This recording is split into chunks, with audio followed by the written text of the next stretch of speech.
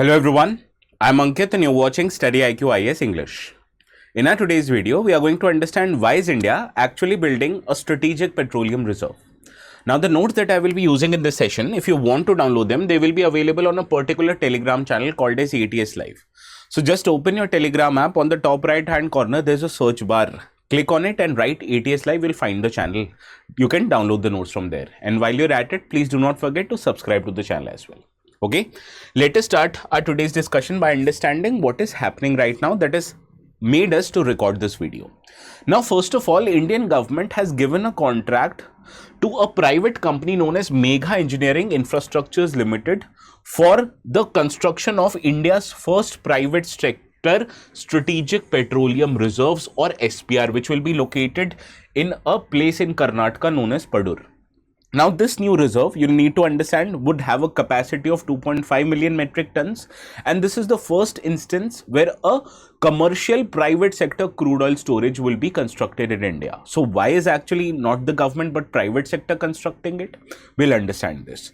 Similarly, it also forms a very key part of phase 2 of India's strategic petroleum reserve program, which means this is not the first instance where India is creating a strategic petroleum reserve. In the first phase, India has made strategic petroleum reserves in 3 different locations in our country. So where are those located? We'll also find out in our today's discussion. Okay. Now let us first understand why are we dealing with this topic. As you can realize, oil and gas sector is a very important sector as far as Indian economy is concerned. India is one of the major exporters of petroleum products. Now questions relating to the regulatory authority or bodies responsible in the oil and gas sector have been frequently asked in the prelims examination. Case in point, I have attached this PYQ of 2019. Similarly, this year also in 2025, a question appeared on same topic, that is Petroleum and Natural Gas Regulatory Board. So you can understand these kind of topics are very important from your exam, and when such significant development of strategic petroleum reserves and its construction are happening, they are already important from your exam's perspective. Now first let us understand what are these strategic petroleum reserves anyway. Are these tanks in which the crude oil and petroleum products are stored? The answer is no. These are underground caverns where crude oil is stored, and these are big facilities that are made for the same place. First of all, these are stored in underground formations like rock and salt caverns, and the purpose with which we are storing these petroleum products and crude oil there, so that during emergency situation we can use them wherever there is a supply crunch, wars that might be going on in the area from where we source crude oil, or at the times of increase in prices, right? So these are the emergency situation, and if we have certain kind of buffer or storage, we can utilize crude oil from that storage until or unless this condition somewhat reduces. Okay, now who are the bodies responsible for managing and controlling the strategic petroleum reserves? There is a specific body known as India Strategic Petroleum Reserve Limited, which is a joint venture of the government. We'll look into it, what kind of a body is, no need to worry. This acts as a nodal agency which is responsible for managing the strategic petroleum reserves. Now government in 2021 has allowed for commercialization of the crude oil that will be kept in this strategic reserves. For example, up to 30% of these crude oil can be rented, or the space can also be rented. Similarly, 20% of the commodities kept there can also be traded as per the needs of the economy. So the commercialization of the facility as well as the storage has been done or allowed by the government. Similarly, domestic companies, the PSUs like Hindustan Petroleum, Mangalore Refinery Petroleum Limited, they have been utilizing the storage or the crude oil kept in these strategic reserves, as government has allowed for domestic utilization of these crude oil as well, right? So these are the strategic petroleum reserves. What you have to remember, these are not stored in overground tanks, rather in the underground caverns. Okay. Similarly, I told you, right, the private sector construction of the strategic petroleum reserve is the phase 2. So in phase 1, the government had already created 3 different strategic petroleum reserves located in east and western coast of our country. This was built by a PSU known as Engineers India Limited, and you can understand these continue to be managed by Indian Strategic Petroleum Reserves Limited, the body we have covered in the last slide.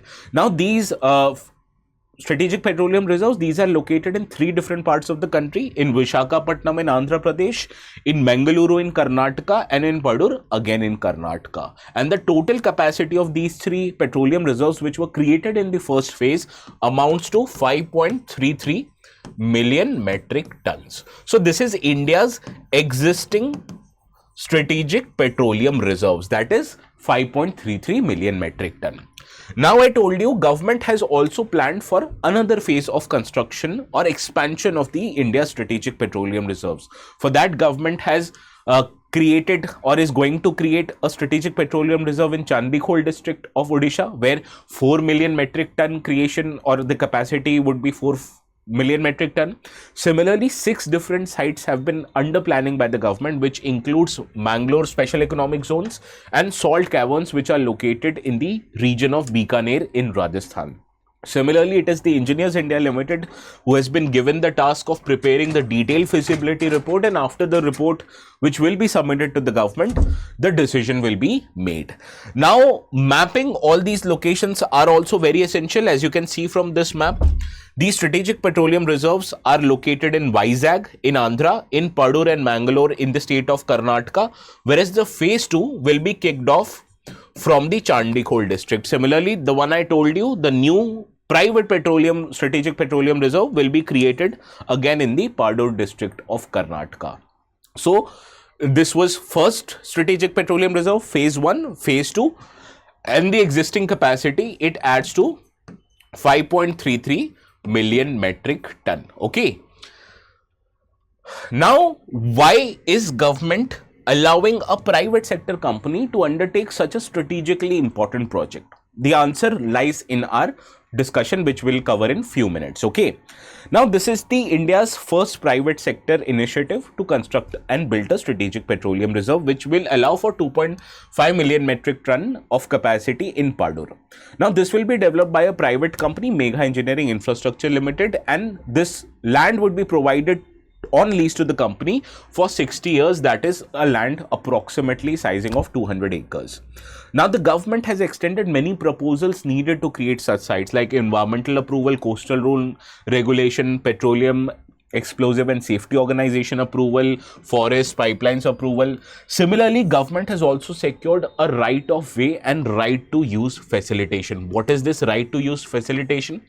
First of all, whatever crude oil will be kept in these strategic petroleum reserves, the first right of refusal will be given to the government in cases of emergency. So suppose there is an emergency like situation, so this crude oil will be first offered to government. If government decides not to purchase these crude oil, then only it will be given to private sector companies. So this site can be leased to third parties. The company who is responsible for managing these strategic petroleum reserves can trade crude oil, but the government retains the right of first refusal in cases of oil emergency. Similarly, to make things simpler, government has allowed this facility to be integrated with refineries of Indian Oil Corporation, Hindustan Petroleum, Bharat Petroleum, and their offtake points, right? So this is why a private sector company is constructing, but you need to understand here also government has been given the first option to buy the crude oil.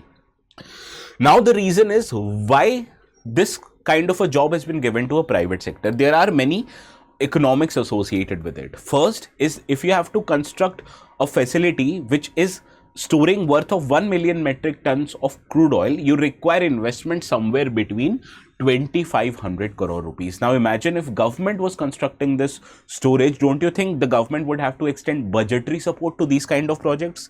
Otherwise, government can use this much amount of money in other obligations also.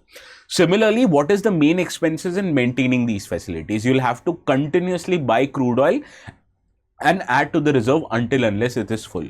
So this also entails a large amount of cost and investment, which the government wants the private sector to make in Indian economy. And it also leaves out certain funds which the government can utilize in other expenditure obligations.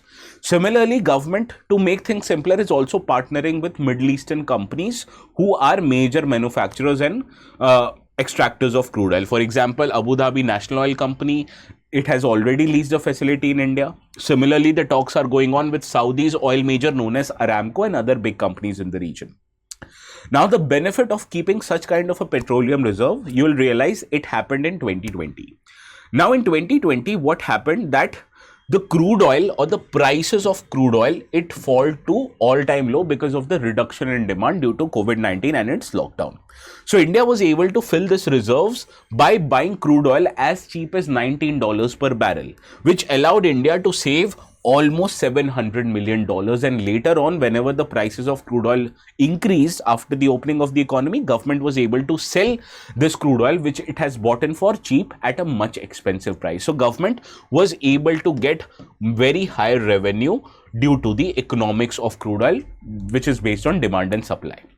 Right. So this is the benefits of commercialization. First of all, government does not have to spend this much amount of money, which you have already understood is a very large amount of money. Similarly, having this kind of a capacity gives you, that is the government as well as the private companies located in India, to store crude oil whenever the prices of crude oil is cheap, and to sell these crude oil away from the Indian market whenever the prices of those crude oil skyrocket, which happens quite frequently. Okay, so this is the benefits of commercialization.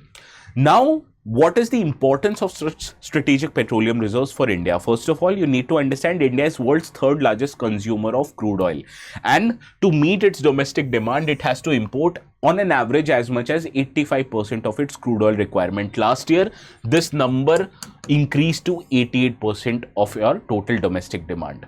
Now, India's daily consumption is about 5.5 million barrels per day, which is highly vulnerable to geopolitical disruptions that happens from the major source of crude oil in India, that is the Middle East region. Now, Middle East region for some time now has remained volatile. First of all, because of conflict between Israel and Hamas, and then the conflict that Israel had with countries like Iran. Now, the attacks that happen in the region automatically can create conditions where the supply of the crude oil will be affected. Similarly, it will also create logistical challenges in world choke points, that is straits like Hormuz as well as Red Sea.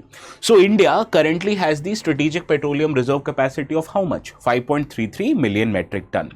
Now, this capacity meets India's requirement only for about 9.5 days. And adding all the storages that has been created in India, India's total emergency reserves is about emergency reserve, which will able to sustain India for as much as 77 days. Now, there is a global body known as International Energy Agency. To get the membership of International Energy Agency, any country needs to have at least 90 days worth of emergency reserve. So if India were to file for an application to become an IEA member today, don't you think it will be able to be the member? The answer is no, because India still is about 13 days short from the requirement of IEA in terms of its storage capacity.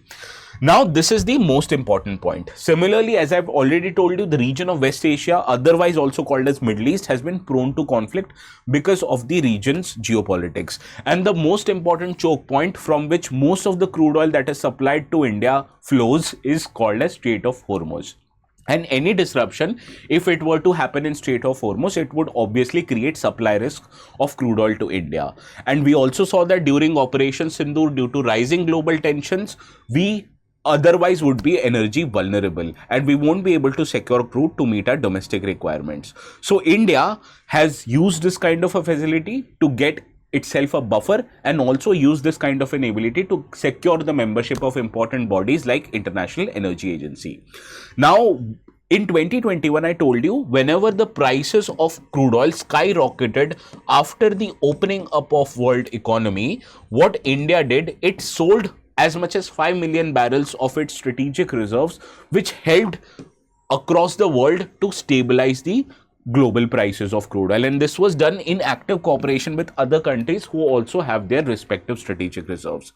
So this strategic reserve can be used to ensure steady supply of crude oil whenever there is a supply crunch, and also to store more crude oil whenever the prices of crude oil has reduced. Right now, what can we do further? The way forward is obviously to create more and more sites which can be used as a strategic petroleum reserves. And to obviate the need of spending so much money from the government's budget, we can also deepen partnership with global oil producers. For example, Abu Dhabi National Oil Company, Saudis, Aramco, they can lease these spaces and store their crude oil, and India as well. Similarly, we can also encourage more private sector companies to initiate building their respective strategic petroleum reserves, and also there is a need to align with IEA norms. That is, India needs to have an emergency crude oil storage requirement of which would allow it to sustain for as much as 90 days, and therefore this is a crucial criteria to secure a full IEA membership, application of which India has already sent in 2023, right? So this talks would only materialize if India increases its strategic petroleum reserve capacity. Got it? So this was all for today's discussion. Before moving to the practice question, we are currently in the process of taking admissions for our 2026 batch. Now what you will have to remember, this is the last chance that you will get to secure admissions in the 2026 batch, and after that we will close admissions to the 2026 batch. You can still take admissions to 2026 batch provided you use the code ATS live. Why use this code? Because it helps you get maximum discounts on our platform. Okay, so please do not forget to apply this code before you make the payment, and effectively the best batch, the diamond batch, is available for 26,999 only up till 20th of September, and after that the admissions would close. Okay. Now let us move to the practice questions. With reference to India's strategic petroleum reserves, consider the following pairs. Visakhapatnam is in Andhra, correct. Padur is in Kerala, incorrect. This is in Karnataka.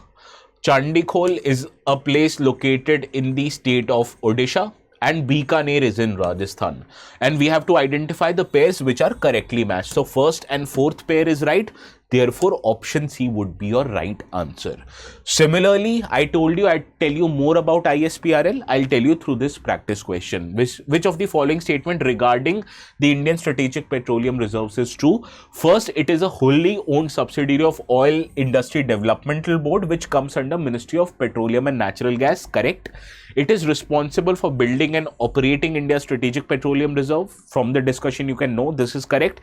And it has the mandate to lease out part of its SPR capacity for commercial purposes. So it can rent out the facilities, plus it can also sell the crude oil based on the percentage that I have already told you. So third option becomes correct, as all the three statements are right. So option D, the last option, would be your right answer. Sorry if you can't see it. Last option is 1, 2 and 3. Now I'd want you all to solve this practice question. Consider the following: Bikaner, Chandikhol, Visakhapatnam, Mangaluru and Padur. Arrange the above existing and proposed strategic petroleum reserves location from north to south. So you'll have to arrange in this order, from north to south. Do let me know the correct answers in the comment section. The ones who answer it correctly would get a thumbs up from my side. Okay, and you know the drill. The notes of this session will be available on this particular Telegram channel.